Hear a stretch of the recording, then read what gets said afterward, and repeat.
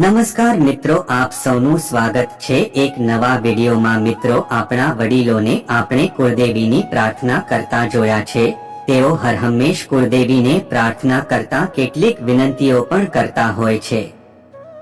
આપણને પણ આપણા વડીલો કુળદેવી પાસે જોડી ફેલાવવા હોય છે। કુળદેવીની આરાધના માટે આપણને વાત કરતા હોય છે, પરંતુ આપણે કુળદેવી પાસે શું માંગવું જોઈએ અને કુળદેવી આપણી રક્ષા કેવી રીતે કરે છે તે કદાચ આપણે નહીં જાણતા હોઈએ। તમને બધાને ખબર જ હશે કે કુળદેવી એ આપણા કુળની રક્ષા કરનારી છે, જે હરહંમેશ આપણા કુળને મુસીબતોમાંથી બચાવે છે। વર્ષમાં એક દિવસ આપણે કુળદેવી માટે હવન પણ કરીએ છીએ અને માતાજીના સ્થાનકે રહેલું શ્રીફળ અને ચૂંદડી બદલીએ છીએ, માતાજીનો શણગાર કરીએ છીએ। વર્ષોથી આ પરંપરા ચાલતી આવી છે, પરંતુ હવેની પેઢી આ પૂજા વિધિમાં ઓછું માને છે। પરંતુ આપણા વડીલોની વાતોને નજરઅંદાજ ના કરવી જોઈએ।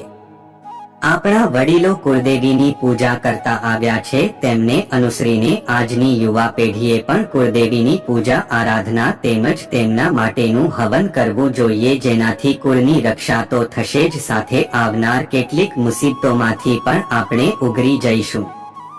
કુળદેવીની આરાધના કરતી વખતે શું માંગવું?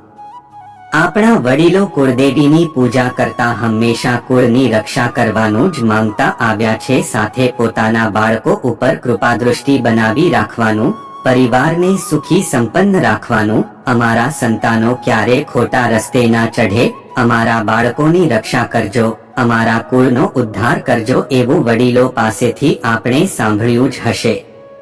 આપણે પણ વડીલોની જેમ આપણા સંતાનો માટે, આપણા ઉજ્જવળ ભવિષ્ય માટે, સુખી સંપન્ન પરિવાર માટે આ પ્રકારની કુળદેવી પાસે પ્રાર્થના કરવી જોઈએ। જો આમ નહીં કરો તો તમારા કુળદેવી તમારું કંઈ ખોટું તો નહીં કરે, પરંતુ એમની કૃપાદૃષ્ટિથી તમે વંચિત રહી જશો। ખોટું કામ ના થાય। રાત્રે સૂઈ જતી વખતે પણ આ પ્રકારનું સ્મરણ કરો। દિવસ દરમિયાન અજાણતા પણ કોઈ ભૂલ થઈ ગઈ હોય એની માફી કુળદેવી પાસે માંગો। સાચા દિલથી કરેલી પ્રાર્થના કુળદેવી જરૂર સાંભળશે જ। આ સિવાય વર્ષમાં એક વખત માતાજીનું હવન ઘરમાં કરો। શક્ય હોય તો નવરાત્રી દરમિયાન આઠમના દિવસે હવન કરો। માતાજીના સ્થાનક રૂપે રાખેલ શ્રીફળ અને ચૂંદડી બદલો, માતાજીનો શણગાર કરો, માતાજીને ભોગ ધરાવો, બ્રાહ્મણને દક્ષિણા આપો।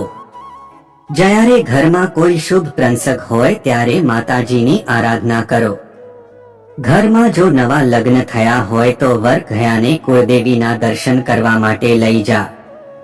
ઘરમાં જો કોઈ બાળકનો જન્મ થાય તો એને કુળદેવીના મંદિરે લઈ જઈ માતાજી સામે સુવડાવી તેના ઉજ્જવળ ભવિષ્ય અને રક્ષણ માટે પ્રાર્થના કરો। આજના વ્યસ્ત સમયમાં આટલો સમય તો તમને ચોક્કસ મળી જ રહેવાનો છે। જો તમે આટલી જ બાબતોનું ધ્યાન રાખશો તો તમારા ઉપર કુળદેવીની કૃપા હંમેશા બની રહેશે। તમારે જીવનમાં ક્યારેય નિરાશ થવું નહીં પડે। તમારા સંતાનોને પણ આ રીતે કુળદેવીની આરાધના કરવા વિશે સમજાવો, કારણ કે તમે જે તમારા માતા પિતા વડીલો પાસેથી શીખીને આવ્યા છો તે જ તમારા સંતાનોને પણ શીખવવાની તમારી ફરજ છે। એ પણ આવનાર ભવિષ્યમાં પોતાના સંતાનોને શીખવશે અને આ રીતે જ પેઢી દર પેઢી કુળદેવીની કૃપા તમારા ઉપર બનેલી રહેશે। જય માં હરસિદ્ધિ ભવાની। મિત્રો, તમે પણ તમારા કુળદેવીનું નામ લખો, એટલો સમય તો તમારા જોડે પણ હશે જ। જય માતાજી।